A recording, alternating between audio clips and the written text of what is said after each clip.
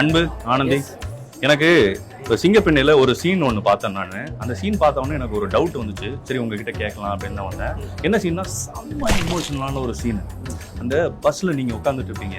அப்போ ஆனந்தி ஆட்டோல அப்படியே ஓடி வருவாங்க. ஆட்டோல ஓடி வர முடியாது. ஆட்டோல வந்து இறங்கிட்டு அதுக்கப்புறம் ஓடி வருவாங்க. இல்ல இது காமெடி இல்ல. என்னன்னா அப்பதான் அவங்களுக்கு வந்து அழகன் அப்படிங்கிறது தெரிஞ்சிருக்கும். நீங்க பஸ்ல வேற ஏறி கிளம்புறீங்க அப்படிங்கிறது தெரிஞ்சிருக்கும். இந்த சீன்ல எல்லா கேரக்டர்ஸ்க்குமே அப்படியே ஒரு எமோஷனலான ஒரு விஷயம் இருக்கும். ஒன்னு அந்த ஆட்டோ டிரைவர் அவர் அப்படியே பாப்பாரு, இவங்க 2 பேரும் சேர்ந்துருவாங்களா அப்படிங்கிற மாதிரி. அந்த இடத்துலயே 2-3 பேர் அப்படியே காமிச்சுக்கிட்டே இருப்பாங்க. நீங்க நல்லா அந்த சீனை பார்த்தீங்கன்னா தெரியும். ஒருத்தர் அந்த பிபி வச்சுக்கிட்டு ஊதிட்டே அப்படியே சுத்திட்டு வந்துட்டு இருப்பாரு ஒரு கிரீன் கலர்ல.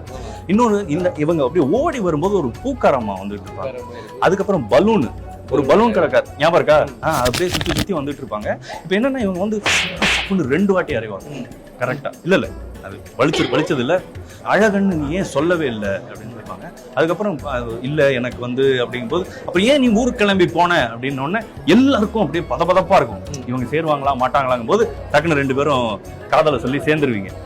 அப்போ அந்த டிரைவருக்கு ஒரு ஷாட் வச்சிருப்பாங்க, கியூட்டா இருக்கும். இப்ப என்னன்னா இதுல இந்த ஒவ்வொரு அழகான கேரக்டர்ஸ் இருக்கு இல்லையா, இவங்க யார்கிட்ட வேணாலும் நம்ம பிரச்சனையை சொல்லலாம். ஆனா இந்த பலூன் கடைக்காரர்கிட்ட மட்டும் சொல்லவே முடியாது.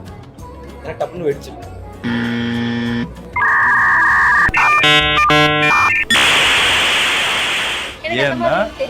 ஏன்னா அந்த பிரச்சனைய அவர் ஊதி பெருசாக்கிடுவார். இதுக்கா இவ்வளவு சொல்றீங்க?